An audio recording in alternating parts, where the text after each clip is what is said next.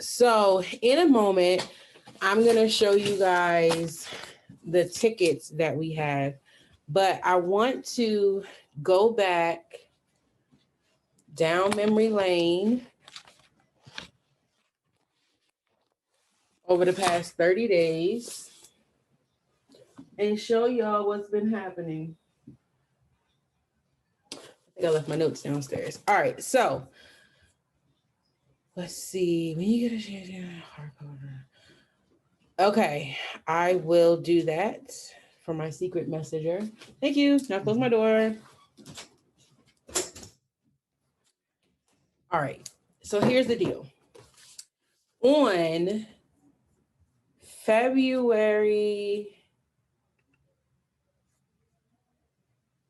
2nd, I received an email from an old client that I had. All right, so many moons ago, I was running salt. Like I told you guys, I was running salt. Oh, thank you. I was running salt for the state of Maryland, and basically the dump trucks go to the port in Baltimore. They pick up the salt, like 20 tons of it, right?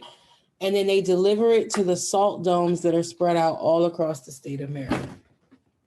So when I was operating the dump truck, I linked up with this company, and the company allowed me to basically broker out loads. Now, back when I used to do this, they did not require workers' comp, okay? They didn't require cargo coverage. They didn't require a lot of things. So this was an easy process for me to broker out loads under my own DOT number. And honey, I was making money hand over fist. I was getting checks for like 10 grand a week easily coming in. And then I would keep about 2 to 3 grand of that myself for literally doing what you guys, no, not even doing, Jamie be doing too much work to book his loads. I'm gonna give y'all an example of the situation. So as a matter of fact, what I'm gonna do is I'm gonna show y'all my exact text messages. So let me pull up my texting app on the computer. All right. Hopefully I don't click on the wrong person's text messages, which is always a possibility with me, let me tell you. Okay.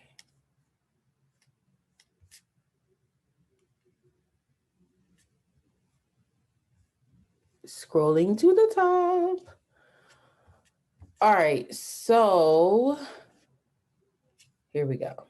So this guy has actually been messaging me since way before February. Oh, honey, that's 2020. Sorry, wrong year. My bad. All right, now we're back to 2021. Let's get it together. Okay.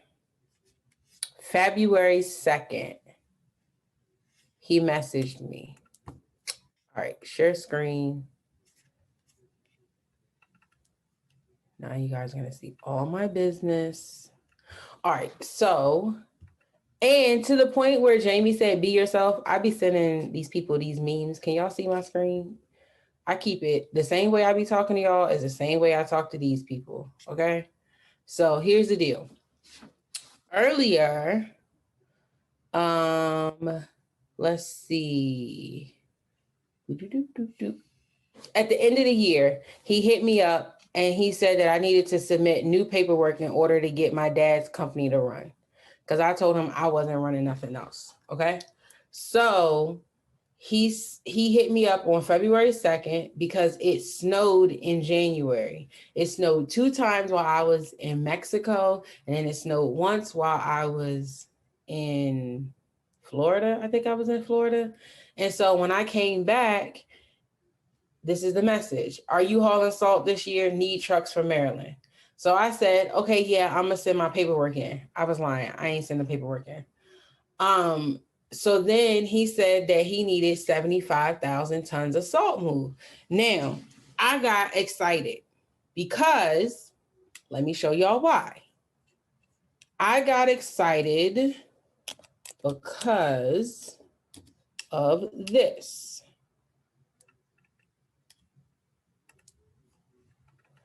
$75,000 tons of salt.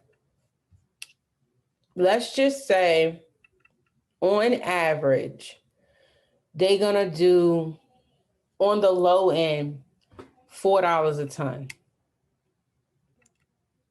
So that's $300,000 up for grabs on the low side, right? For an owner operator per se. That's $300,000 up for grabs. So let's just say we only did 5%. Oops, I don't know what button I just hit. 5%. Did I hit the right button? Hell no, I didn't hit the right button. 300,000 times 0.05. Or I could have done the percent up there. That's $15,000 for a dispatcher. Up for grabs on the low end. So even though I know I can't personally book 100,000 tons or 75,000 tons, whatever this guy said, I know that that's a good chunk of money available. Can we agree? Yay or nay? So he hits me with the 75K. I hit him with the Shaq shimmy shoulders. Like, yeah, okay, I'm with it. I see you. Okay. So then the next day, he talking about where my paperwork at. Because guess who didn't submit the paperwork? Your girl. She ain't submit the paperwork yet. Okay. So I ignored him, obviously, up until the 8th of February. He says, how many trucks a day are you running on Silver Spring? All right, so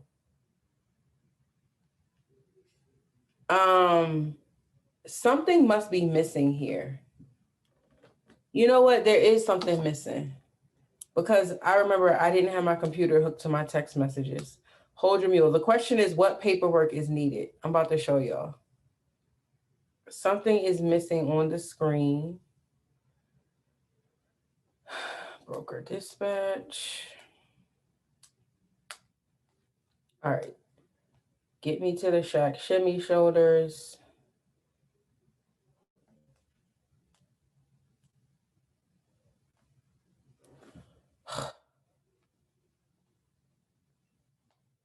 Oh, yes, because I sent many other memes. Okay, so here we go. On the,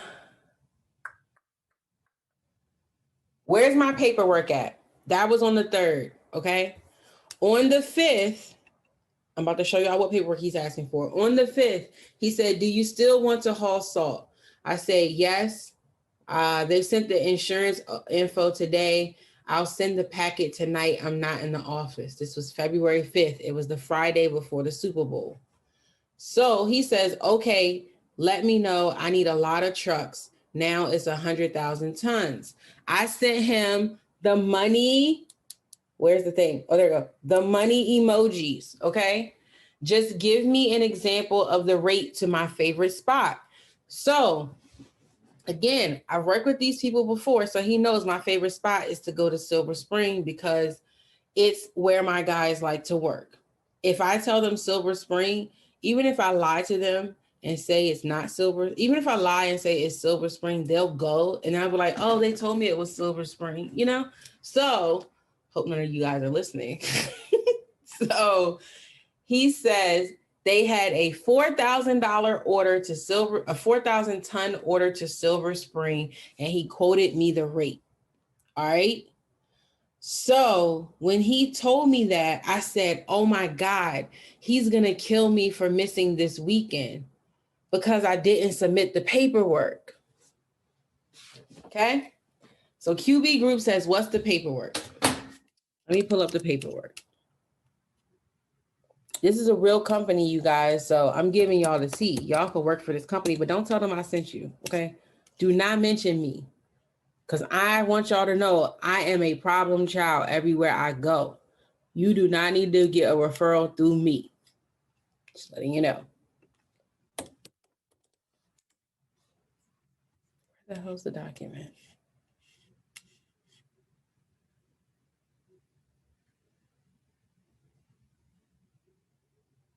Ah, there it is. No, that's the filled out one.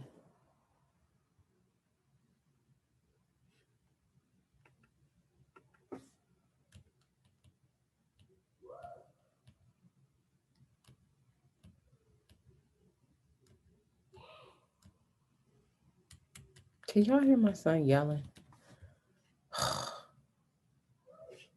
I had this open before he logged on.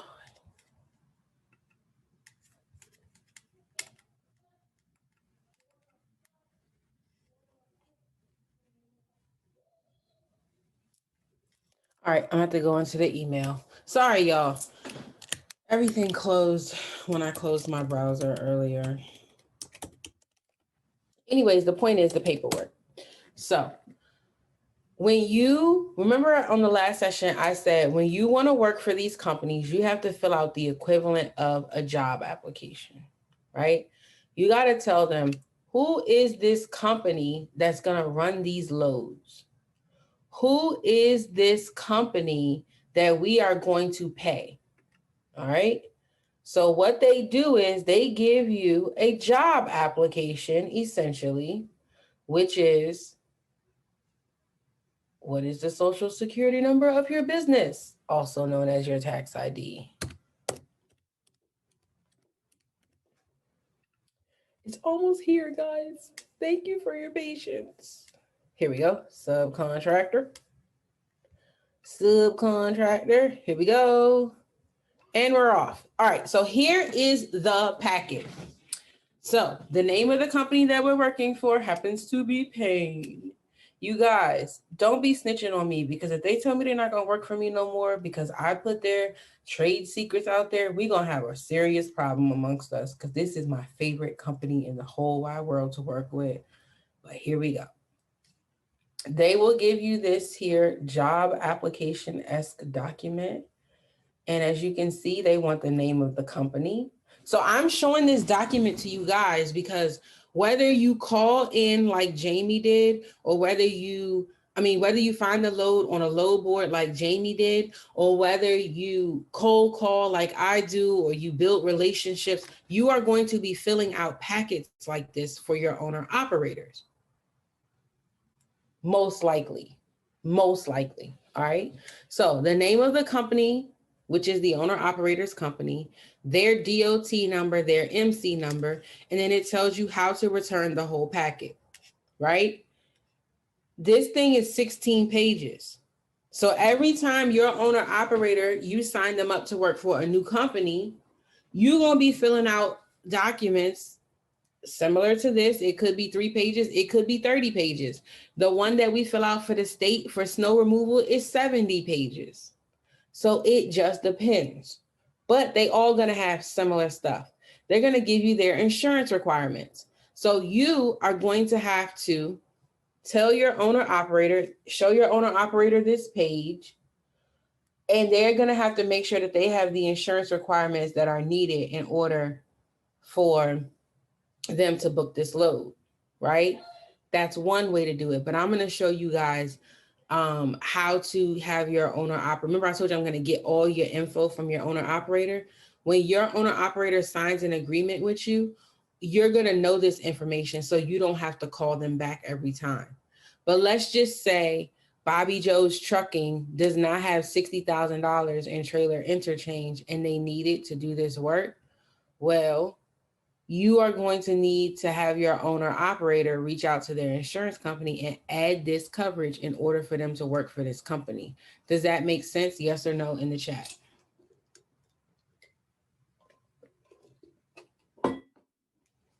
Okay, now here's the thing. Remember when I said you got to be familiar and pick your preferred load type, because depending on what type of vehicle, what type of load you're booking, is going to be a whole bunch of different stuff that you need to pay attention to?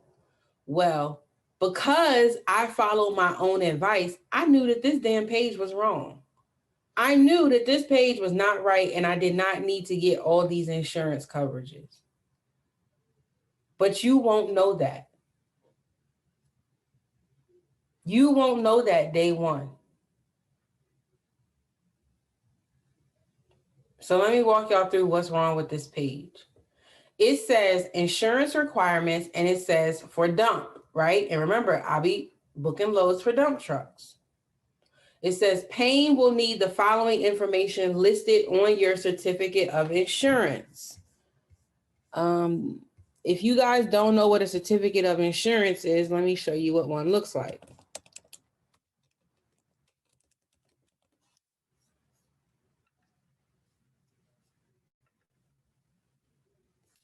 This is a certificate of insurance. And when you are running trucks, in order for you to be able to run loads with any company, the owner operator has to provide a certificate of liability insurance. Now, this is a very basic one, but some of these are going to have a policy number and date. It's going to have a whole bunch of shit on here, okay? And then it's going to have a company name at the bottom and all that stuff. This is the certificate of insurance. It's going to have an insurance company name, and then it's going to have your owner operator's company name, their address. It's going to list the policy name and policy numbers that they have. It's going to list the coverage date, the start date and the end date. It's going to list all of these limits. Y'all know, like when they say 50,000 per occurrence and all that BS, do y'all know what I'm talking about? Like for car insurance, same thing here, bigger game. Same thing here, but instead of us having, you know, a nice $30,000 policy to cover our car, we need to have $1 million in auto liability insurance coverage right here on this line, okay? A minimum of 1 million auto liability. If your owner operator doesn't have a minimum of 1 million and they are, before I say this, I'm not talking to box trucks, but if it's a dump truck or a tractor and they don't have at least $1 million in auto liability insurance, something is wrong. That's all I'm going to say. And I'm going to keep it moving. All right. So as we move down this page, the first one says they need X dollars of physical damage if you are leasing a trailer. My owner operator is not leasing a trailer, so I don't need that. Then it says, or you need $60,000 trailer interchange with Payne Trucking listed as lost payee. I don't need that either. But it says you got to have either one, the first line or the second line. Does it say that? Yes or no if you agree.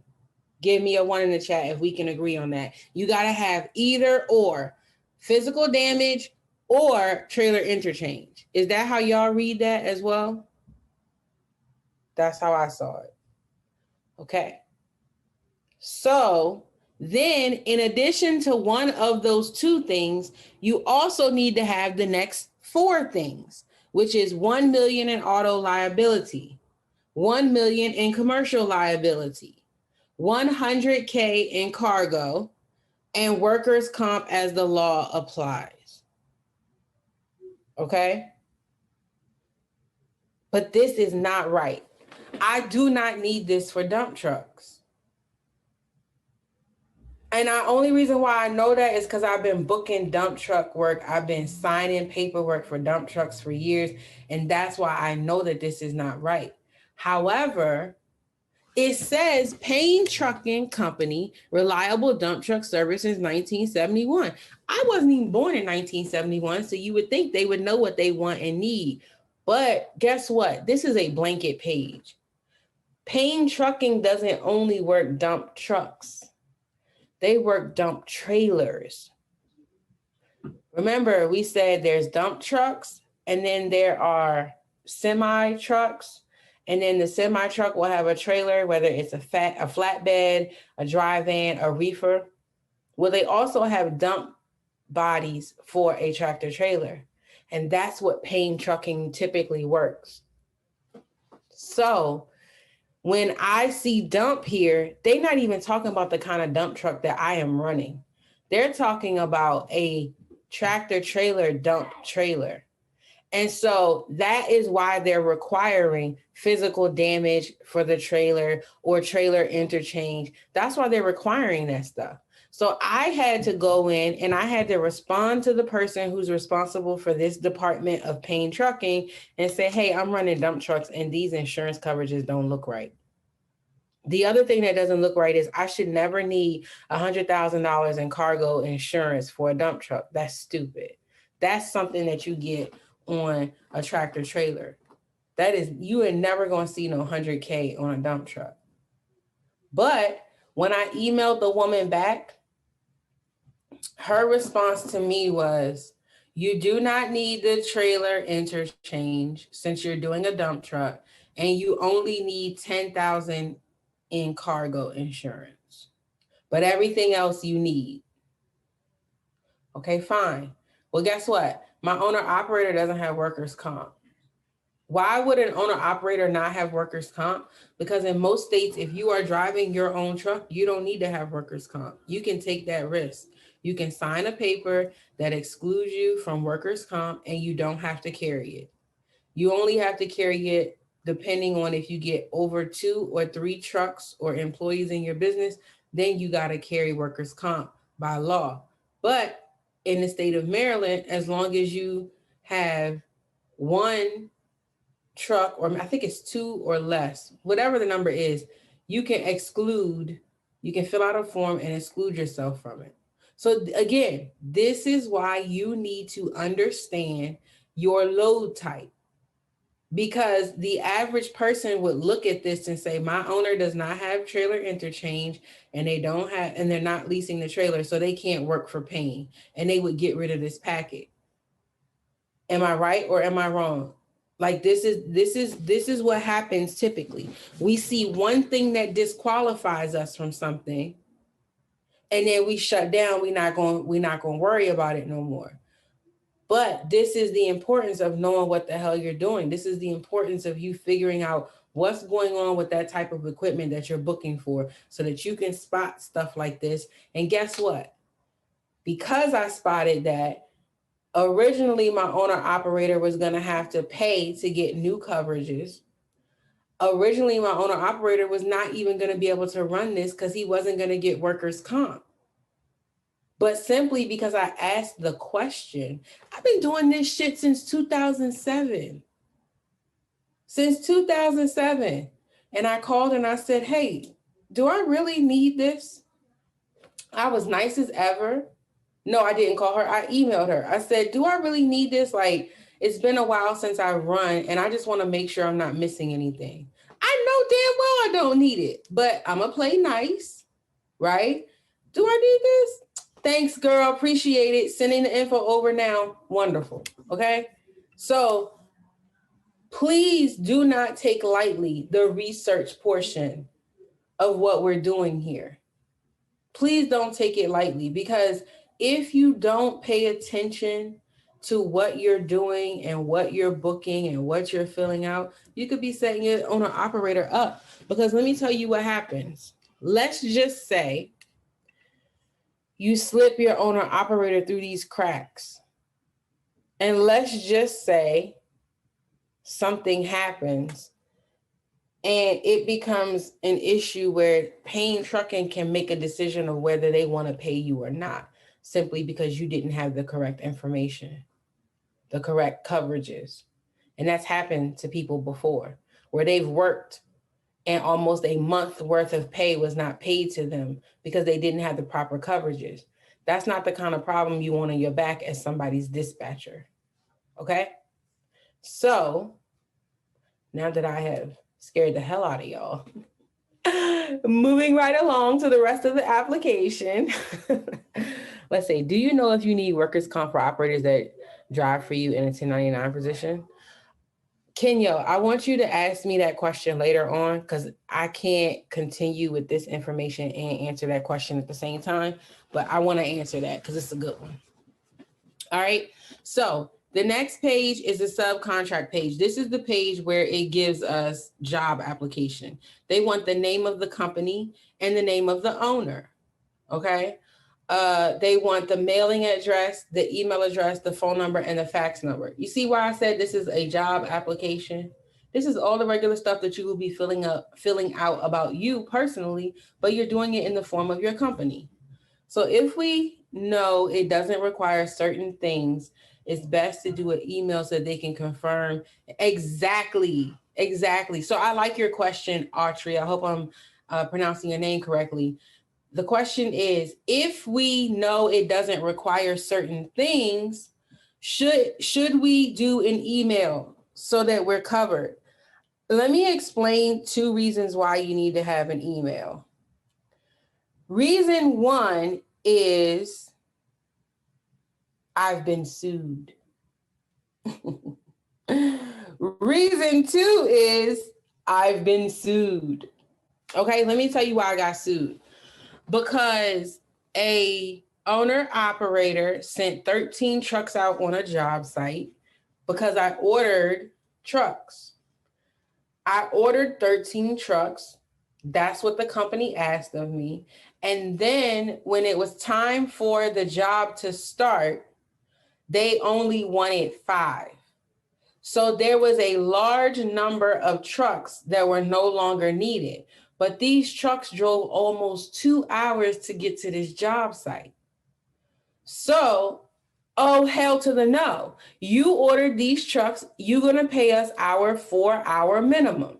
So that's another thing. There's a 4-hour minimum. If you don't know what you're doing, you could miss that and you won't charge that for your customer. So I have the copy of the text message where the company canceled the order, half of the order. I contacted the guy and told him don't send his trucks, but the trucks were already on site. So if your truck's on site, whether it's a dump truck or whether it's a tractor, they have something called TONU in the tractor world, where it's truck ordered not used, TONU, truck ordered not used. And then we do 4-hour minimums over on the dump truck side, right? And so all these guys had to do was drive 1 more hour up the road. That's a lot. You asking for a lot. They're pissed off because they came out here to do work. This is the problem. This is where I got sued. The owner who sent all of those trucks out there, he said that I told him it was an 8-hour guarantee. He said I told him it was an 8-hour guarantee. I ain't never said no bullshit like that in my life, because ain't nobody ever heard of no 8-hour guarantee. So he says that's what I said. And when they did not pay that, I did not pay him that. And he sued me for 13 trucks at 8 hours at $65 an hour. I don't know what the number was, but that's what he sued me for. He lost his lawsuit. The judge would not even listen to him. You know why? You want to know why? Let me tell you why. Because this, bring it back. He showed up to the courtroom with this. Your Honor, and Your Honor said, bye. Your Honor said, bye, because you ain't got no paperwork. You ain't got no emails, no contracts. You don't even have nothing here. So why are you wasting my time? So to answer Autry's question, you damn Skippy, you want to email, text everything so that you can have a paper trail to come back on. Because there are times where people quoted me an astronomical rate and I knew it wasn't right. And I repeated it to them and they said yes. And then when it came time to pay, and in the payroll section or department didn't pay me, and I went back and I raised Cain. Okay, you gonna pay me my money because that's what I was quoted.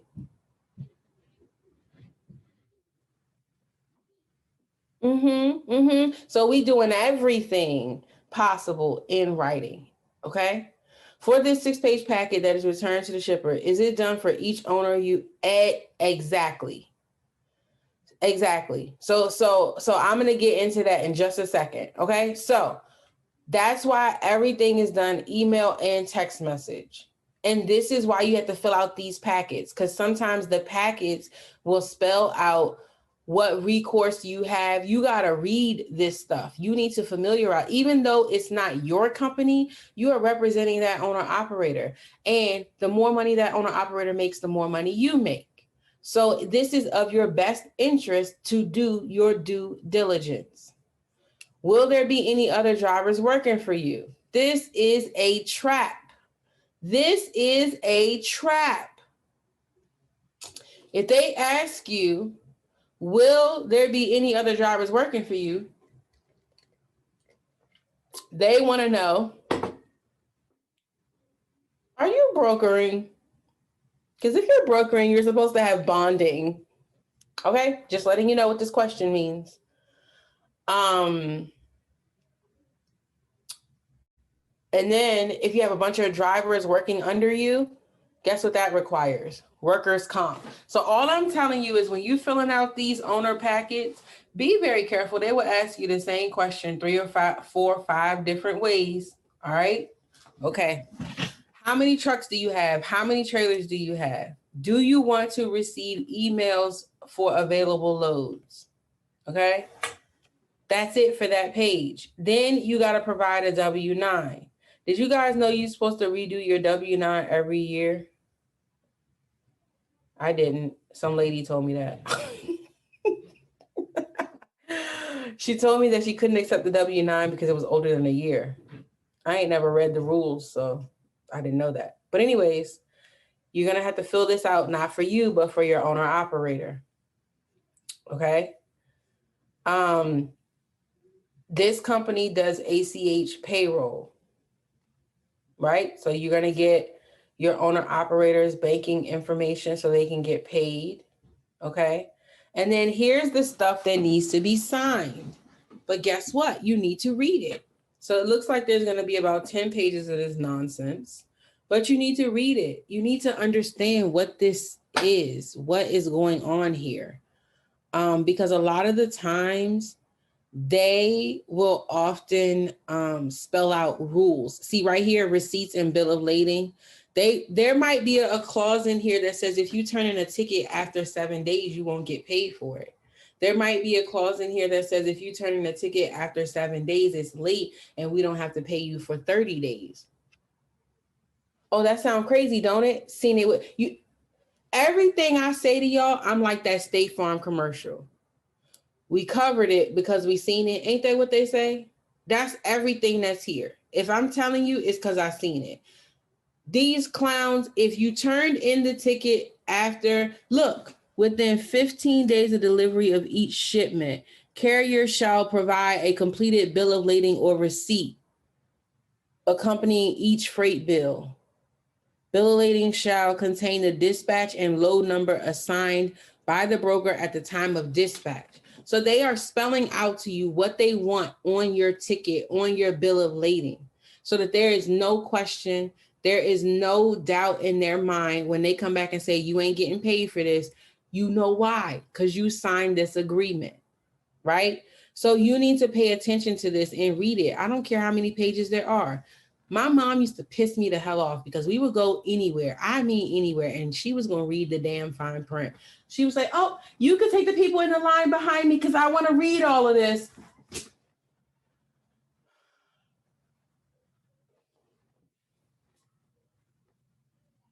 "45 minutes later, we're still reading." But that's what you got to do. Because you got to make sure that you understand what is expected of you, because these companies can and will use every opportunity they can not to pay you. Because let me tell you something, they got paid. They got their money. Whether they are going to pay you is the question. Okay? Pay close attention. So read all of that stuff. Damage, delays, loss, insurance, all of this stuff is very important. Now, the question is, if they ask you about if you have any other drivers, if it's less than 2, you don't need workers' comp. If that is the state's rule, yes. And then you would need to fill out the workers' comp exclusion form. You have to have workers' comp based off of what your state allows. This company is out of Virginia. but I operate my company out of Maryland. I'm not going by Virginia's workers' comp laws. I'm going by Maryland's workers' comp laws. Does that make sense? So this is another thing, like when I say you might want to start with people that are local to you, it's easier for you to familiarize yourself with local goings on versus going out of state first. Just a thought, not a sermon. Okay. So moving right along, all of this stuff, there's certain things that need to be initialed and all of that stuff along the way, which is another reason why you need to read everything. The next page is something that I don't know. Oh, this is saying you read the whole document and all that BS they just said to you, and you are saying that you agreed to everything, blah, blah, blah, blah. The owner of your company is signing it. Now, in many cases, the owner does not have to be the person that signs these packets, because like I will sign as a general manager or a dispatch manager. Like when you read the verbiage on some of these contract agreements, they're not always expecting the owner to be the person that's signing it, but someone who has permission to make decisions about X, Y, and Z. You know, they'll use some verbiage like that. So if it's you that can sign, fine. If not, have your owner operator sign. If it was me, I would have the owner operator sign, because then, honey, that's your signature. It ain't mine. It was your signature, but that's just me. Then there's some more BS you got to fill out. This is the trailer interchange agreement. And then, so this would be one where I would say, hey, lady, I ain't doing no trailer interchange. Do I need this agreement? Yay or nay? Now, I did fill this out for this time because there's a possibility he might want to add different opportunities on later.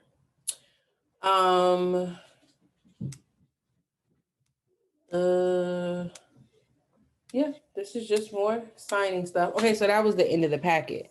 So now QB Group had a question that says, for this 16-page packet, this sample that we're looking at, is this done for each owner operator you are having done haul this load?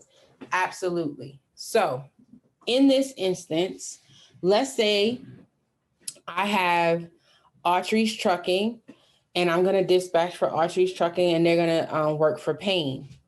Now, let's say I have two other owner operators that could benefit and run these loads.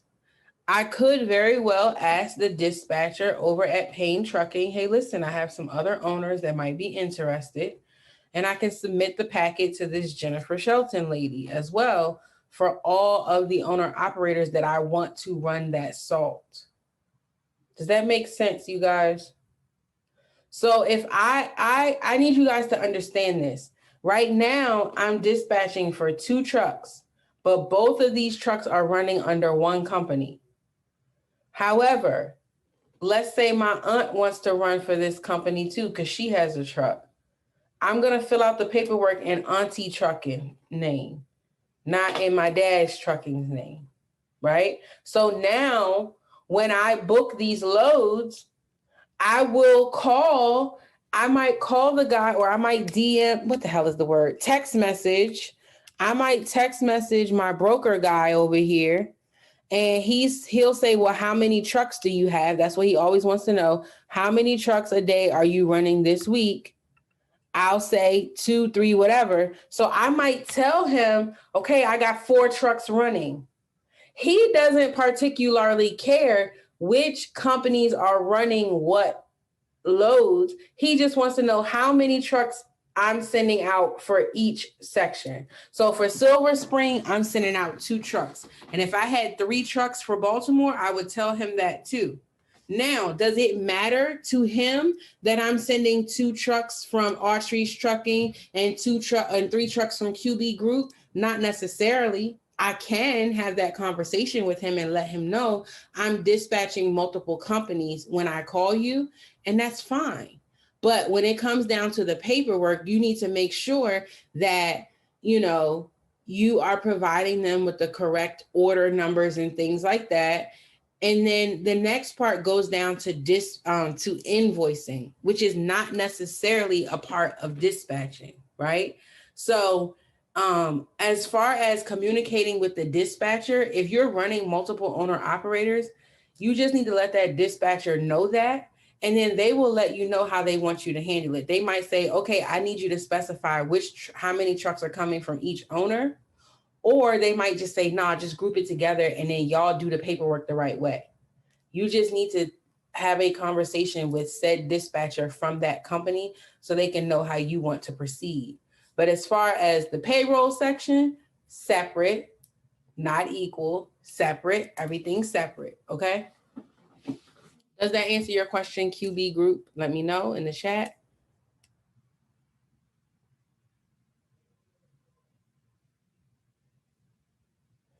So,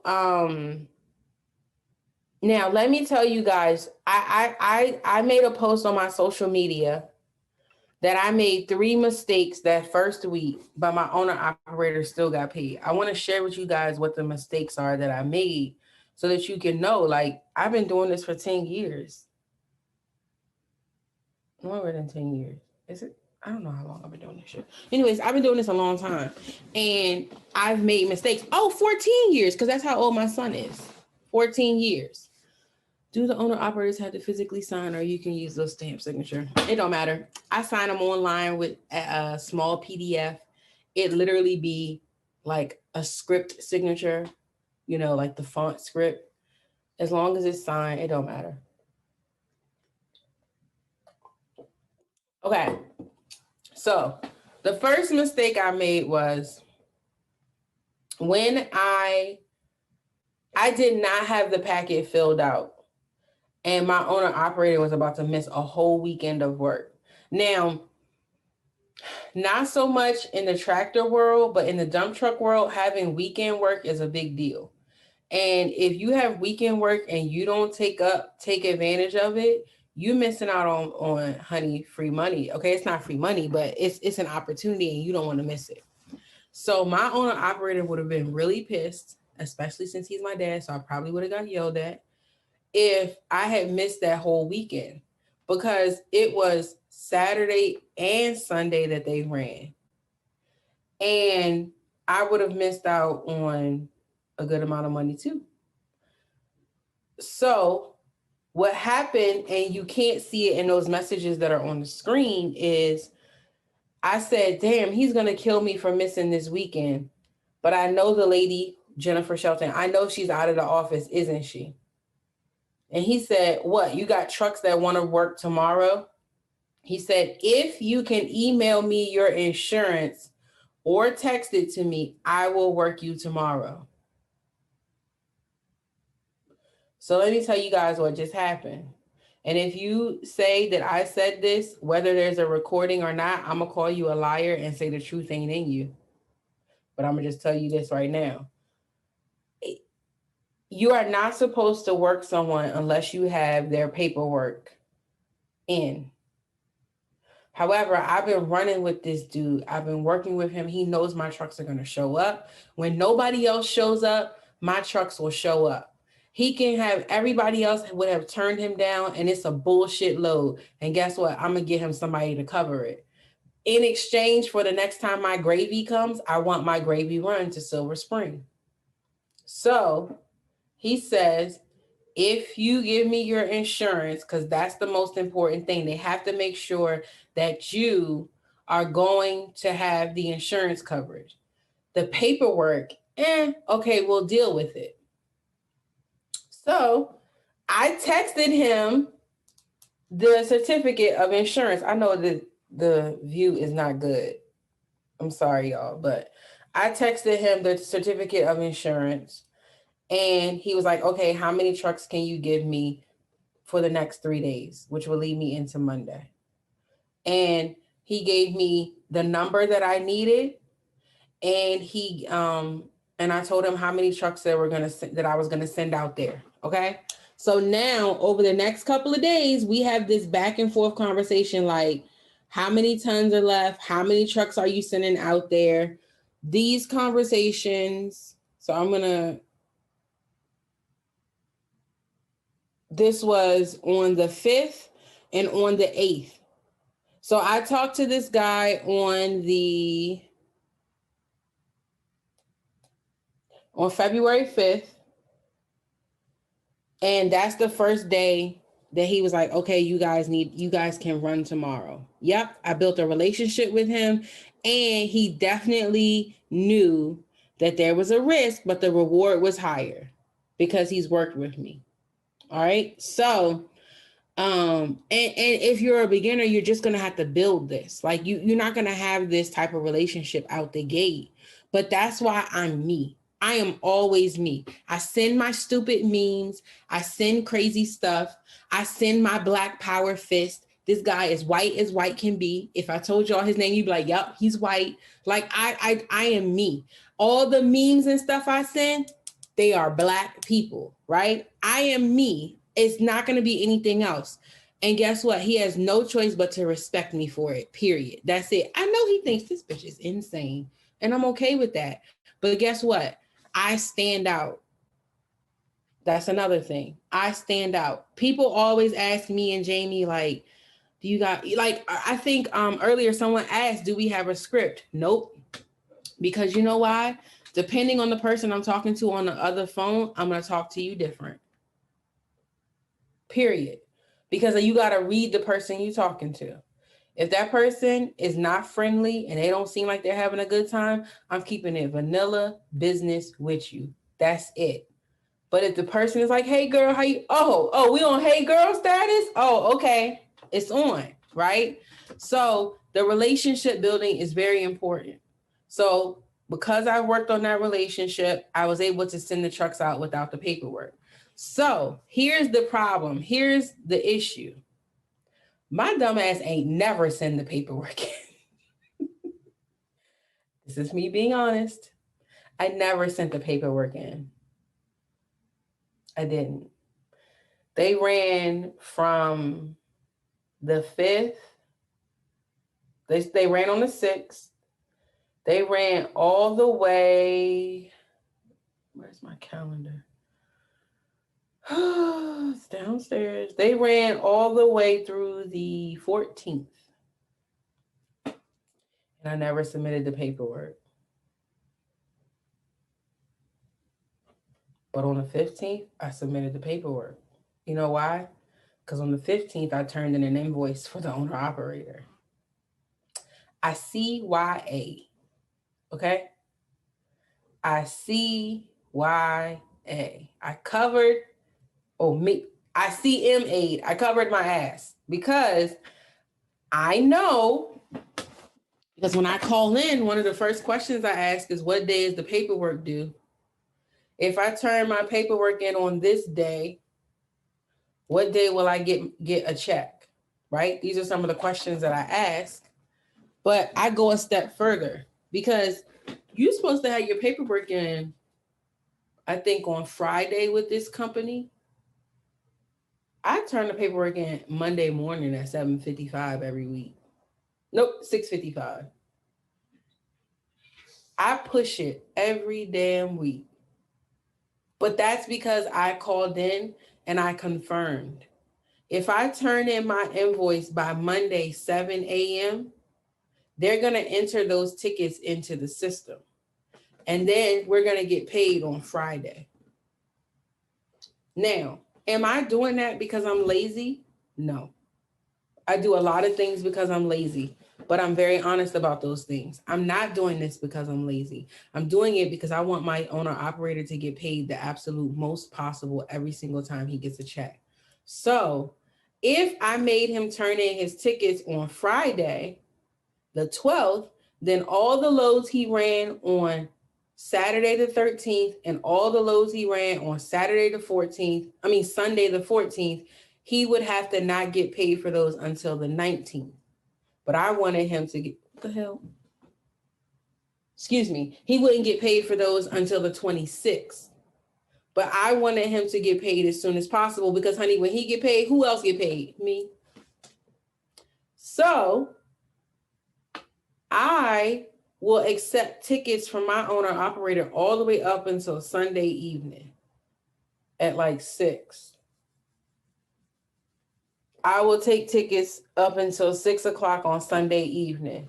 so that I can have the invoice done and I can leave my house by 6 o'clock on Monday morning to have the tickets in the box 45 minutes later before the people show up to take them and do the invoices. Okay. So that was the first thing. I didn't have the paperwork in, but I knew that they don't start entering the tickets until Monday. And then if I called that Jennifer Shelton lady on Monday and say, look, yo, Jennifer, I didn't send the packet in and I'm really sorry. And I promise you I'm going to do better. But if I email you this packet right now, can we still get paid this week? Yes, send it over. It's perfect. Go ahead. Okay, ready for mistake number 2? Put a 2 in the chat. I think I forgot what the third mistake is. Okay, mistake number 2 was I filled out the ACH form incorrectly. This is a big one. This is a problem. However, because I asked questions, I covered my ass again. Okay. So problem number 2 is I filled out the ACH form incorrectly. The numbers, the account numbers, and then the blank check that I sent did not match. So I sent a blank check, a voided check. The numbers at the bottom of that voided check did not match the numbers that I wrote on the ACH form. So what does that mean? That means my owner was not enrolled in ACH. What does that mean? That means that his check did not arrive on Friday as planned, because it would have been direct deposited into his bank account. Now, if you're local, that's not as big of a problem, because I could have gone and picked up the check from the office to give to my owner operator since it was my mistake. But guess what your girl learned and remembered? It doesn't matter that I did not submit the ACH form correctly, because with this company, the first 3 weeks, no matter what, you're getting a paper check anyway. So I submitted the ACH form ASAP, okay, so that it will still appear to be 3 weeks, the 3-week window where the owner would have received a paper check anyway, and I'm not going to get fired. See? But the only reason why I was able to do that is because I asked questions in the beginning. I asked a lot of questions. What happens with this? I read the agreement. I know exactly what they are expecting of us. So again, this is why I don't focus on working with millions of different people. I like to focus on getting a lot of work from the same people, because if that's the case, then I can work the system, I can scale. Because if I'm working with this paying company and I'm running a lot with them, then I can have 10 owner operators work with paying, as opposed to me having one owner operator and I'm trying to work them at a bunch of different companies. It's easier for me to just have everybody under the same umbrella. And that's the goal that I want for you guys in the beginning. Find your favorite dispatcher, broker, or company to work with, and then try to get multiple owner operators in on that. Does that make sense? What was the third mistake? Let me think about this.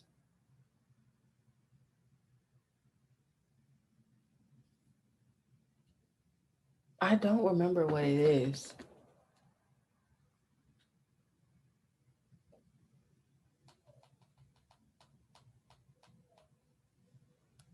I don't remember what the third mistake was, but honey, I be making mistakes.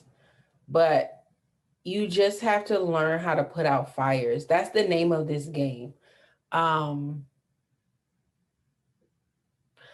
feel like my third mistake had something to do with my dispatching. Like, either I didn't provide the owner operator with the correct number, or I didn't let the guy know that we wanted to work. It was something on the back end of my dispatching. How many owner operators do you and your husband dispatch for? And how much on average do you make, if you don't mind me asking? Okay, so honestly, it depends on my mood, Kenyo, because I no longer use trucking as my main source of income, the actual trucking side of things. I no longer use that as my main source of income. So I kind of just do whatever I want to do, right? So that's why I've been sharing my numbers with you guys. Week one, um, up until the 15th, that week I made $433 off of the agreement that I had with that owner operator, right? For dispatching 2 trucks for pay. The next week, they didn't run as many loads. So for dispatching the same 2 trucks, I only made $260 some, right? But on the flip side, the Bay, he's not doing dispatching per se. He's doing 2 things in one. He is brokering and dispatching. So he works with a company, and that company leases on a bunch of trucks. And for that company, it's about 10 or 12 trucks that run under that company. And whoever needs loads dispatched, he gets a percentage of their loads. Okay. So there are weeks that it's like $2,000 for the dispatcher side of things. And then there are weeks where there ain't much of nothing, because it's based off of what your owner operator is doing. And the God honest truth is, if you know anything about trucking, there are times where you can have a bunch of loads consistently, and then there are times where you're slow and you can't find loads. So I don't know how much you guys know about this industry or how familiar you are with it, but there can be ups or downs. So for me, when I have a situation where, like last week, there wasn't that many loads, if I was doing this like I was 2 years ago, there would have been so many trucks running that I would not have had that dip. What happened last week is one of the trucks broke down, and then one of the guys just didn't want to run, right? So that's why that check was only for me $263, because one of the trucks broke down, and one of the guys did not want to run the run that I had available. That's another thing. Just because you find the load doesn't mean your owner operator wants it. Okay? Just because you find it doesn't mean your owner operator wants it, and it doesn't mean they're gonna run it. Like, you might have autonomy. Jamie has autonomy, meaning he can go on there and they just said, book whatever you want and we'll run it. But you might be working with an owner operator who wants you to run every single load through them, and they may not want the one that you have chosen. It says I froze. Am I still here? I don't think that's probably the question I was supposed to ask. Can you guys still see me? Am I frozen? I think that's what I was supposed to ask. Okay, good. So I hope that answers the question. I hope that makes sense. Let me see, make sure I didn't miss any other questions. Okay, so I said that, ordinarily I will be running, a lot of trucks. And then the other thing that would help make a slow week different is that I do other things besides dispatching. So I told you guys about that, right? Like, you guys need to find other things that you can offer to your owner operator that you can upcharge for. So if you're following me on Instagram, I showed videos of me, like it was the first video was my owner operator handing me a stack of tickets. This is a stack of tickets. This is money right here. I'm about to show y'all, okay? My owner operator handed me this stack of tickets, and I was like, oh, he just handed me a stack of money. Well, that's what I'm going to turn it into, right? Then the next video was the next morning, I had completed the invoice, and I was taking the invoice and I was delivering it. I want you guys to understand that as a dispatching service, once you make the phone call to book the load, your owner operator runs that load, and they get the ticket signed, the ticket or the bill of lading signed, and that's it, your work is essentially done for that load. Now all you need to do is wait for payment. Does that make sense? Are you guys with me? Once the owner operator accepts that load and they're out there running it and they do that, your job is done per se. Okay. However, if that's all you're going to do, you're going to only be collecting baby checks. And as for me and my household, as the great Wiz Khalifa would say, now I be cashing checks that look like phone numbers. Is that what he said? Yeah. That's my goal. I want to cash checks that look like phone numbers. Now, when I get paid, my checks be looking like phone numbers. Yeah. Now, when I get paid, my checks be looking like phone numbers. That's what the great Wiz Khalifa said. Okay. So that's my goal. So I go above and beyond. So I'm nosy as hell. I'm nosy. So for you to say, oh, dispatch my loads, and then that's the end for me. Wait a minute. What about the rest? I want to see the fun part. I want to see the check. Where's the money? It don't matter that it's not my money. I want to see the check because that's the best part. Okay. Yes, honey. So with that being said, I'm like, you need me to do your dispatching? Because this is a lot of tickets. I haven't counted them up, but this is a lot of tickets. All right. It ain't that many. Some of these are triplicate. All right. It's probably going to be about 20. I'm thinking this might be 20, no more than 30 potential tickets for me to bill this week, right? So the owner operator who's actually driving their truck, maintaining their truck, they don't want to do this part. They do not want to do this part at all. So I say, okay, well, I'm booking it. Do you want me to just do your invoice as well? And I upcharge them. The question is, how much do you charge? How do I feel that day? Do I like this person that I'm invoicing for? How far am I going to have to drive to do this invoice? Is it an invoice that I can submit electronically? Or do I have to go and it's going to cost me gas money? Is it going to cost me tolls? Like, these are the things that I'm thinking about. How far am I going? There was a time where I would spend 12 hours in my car every single Friday. I would drive an hour north, almost 2 hours west, and then 2.5 hours southeast, and then 3 hours back north.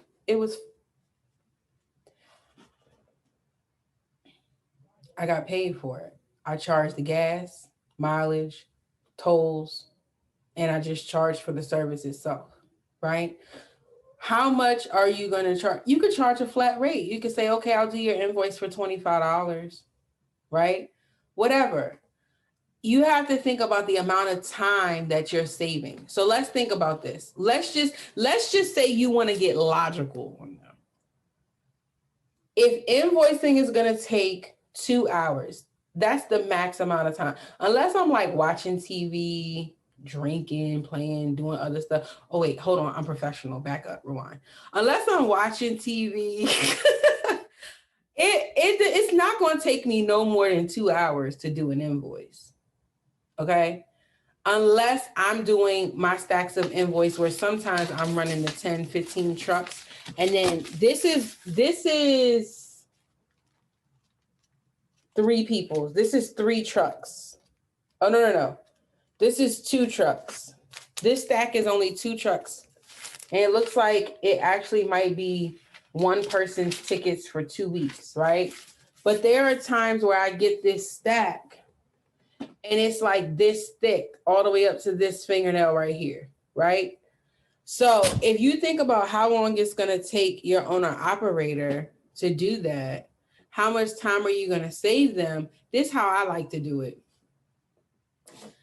What are you making per hour? Everybody has an hourly rate. Everybody can figure out what their hourly rate is. So let's just say this guy's hourly rate is $70, $60 an hour. And you're going to take something off his plate that would typically take him 2 hours to do. what was the rate I said? I don't even remember what the rate was. Let's say it was 50. He's getting paid $50 an hour, and you're going to take something off his hands that's 2 hours. You're going to save him $100.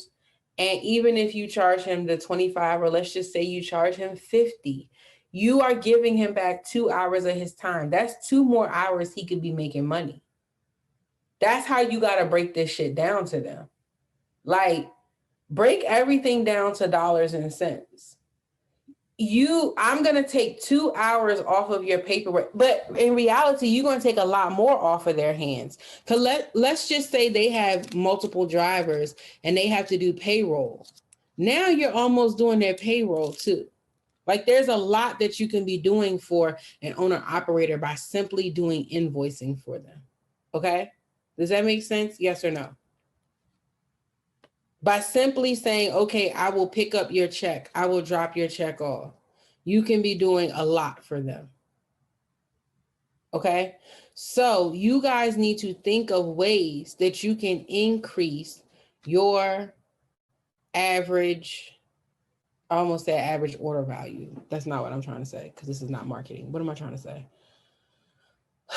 The ways that you can increase your check in your dispatching. Honey, collect some more coins. So I have a question for you guys, and it's purely up to you guys, because at this point we've been here for 2 hours, and I don't want to be in a situation where you guys are zoning out or you feel like you just lost it. So I need to know, where do we stand? Shall I keep going, or do we need to have a third session? Because what I want to show you guys is invoicing. I want to show you how you can do invoicing for 2 reasons. Reason number 1 is it will increase your bottom line. But reason number 2 is it only makes sense for you to do that. And then once you get to doing this portion of things, you're going to start to create a suite of offerings that you can give to your owner operator. But I feel like this one is the most logical first offering that you can give to your owner operator. So what I want to do is I want to show you guys the process, okay? The process of what it looks like to do this. I also want to show you guys what it looks like, how you can take the invoice that I want to give you. I'm going to give you guys this invoice. And if your owner operator does not have an invoicing system, it's something that you can use and really help them. Okay. Yeah. I'm with that. I agree that it definitely does need to be another session, because it's detailed. I'm going to get into the spreadsheet. I'm going to show you guys some ways that you can kind of estimate how much you are going to be making. And in the spreadsheet that I'll give you guys, we'll build it together. It will allow you to just at a glance be able to type in, like, if we book this load, what am I going to make off of it? You know? Yeah. Okay, it looks like everyone is interested in a third session. And so that's what we'll do for invoicing.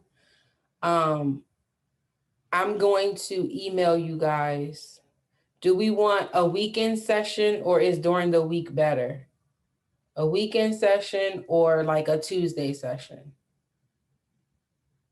Now, Kenyo, thank you so much for reminding me about your question. I tell you what I'm going to do. I'm going to put a poll in the email. You guys make sure you answer that, because whatever gets the most votes, that's what we are going to do. It's either going to be Tuesday or next weekend. Make sure when I send out the email to let you know that the replay is available, that you guys select one or the other. Just pick one, and whatever gets the most votes, that's the day that we're going to choose. Now, Kenyo, let me scroll back up 1 second, because I want to get back to your question, okay?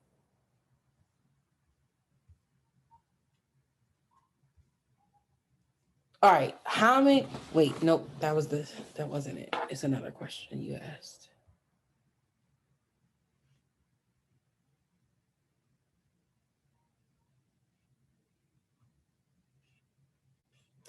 I'm feeling like I passed the question. Oh, do you know if you need workers' comp for operators that drive for you in a 1099 position? That's such a good question.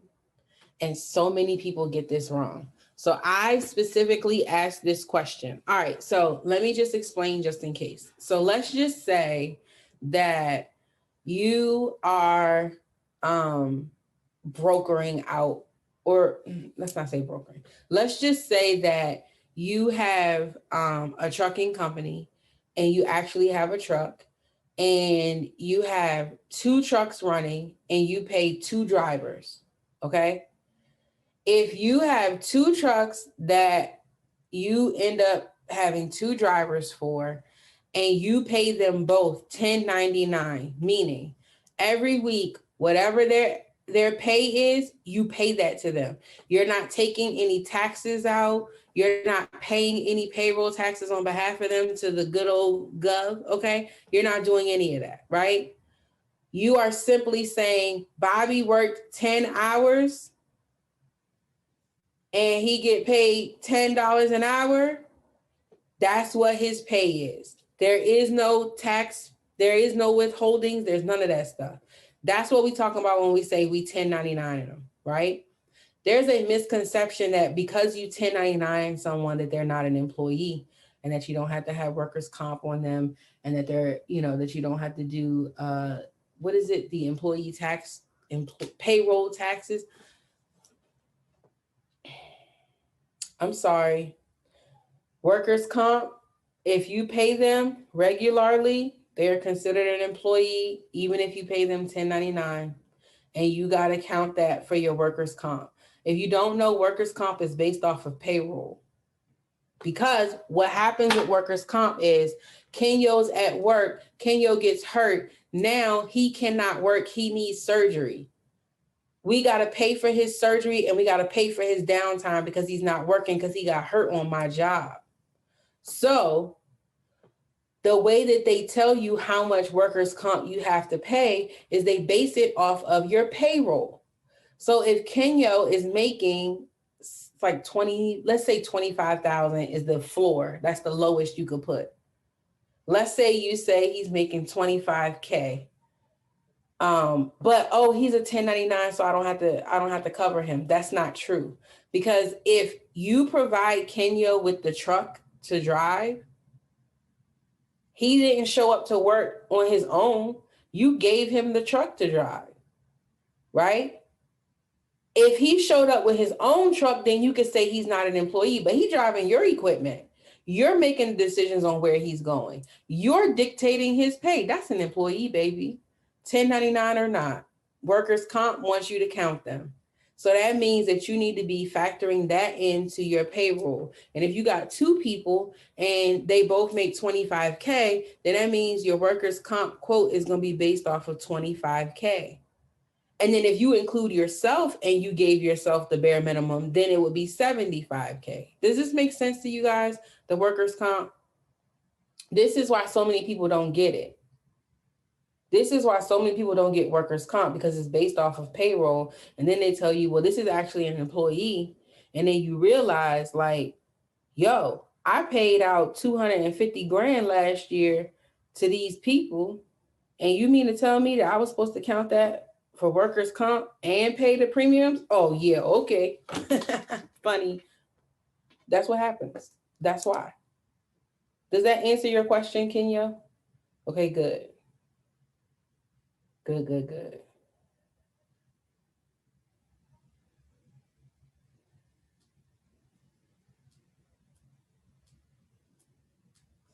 Oh, these poor people are confused. They just emailed me that they were looking for this class over on Clubhouse. I never said the word Clubhouse though.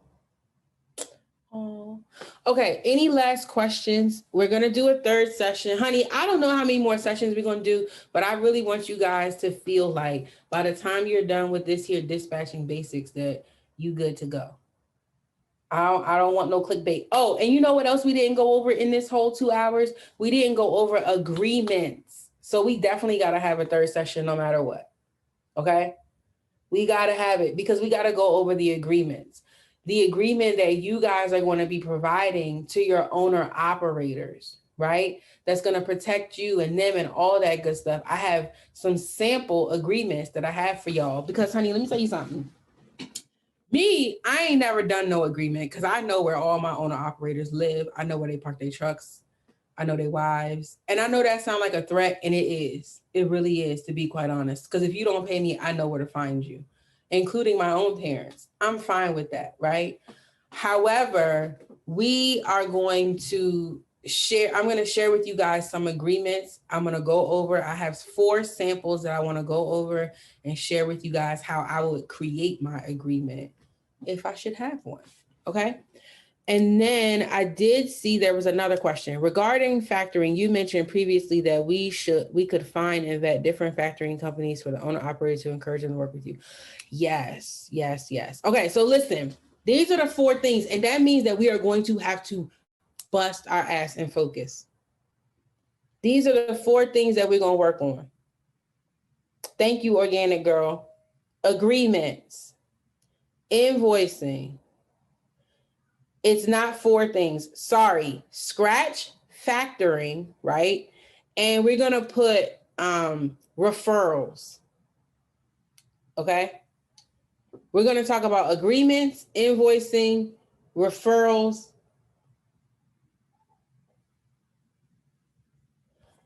I'm just trying to make sure that I'm not missing anything. Oh, well. Okay, let's see. Let me go back. Can we touch on another factoring companies for the old and yeah. Okay, so we're gonna talk about that.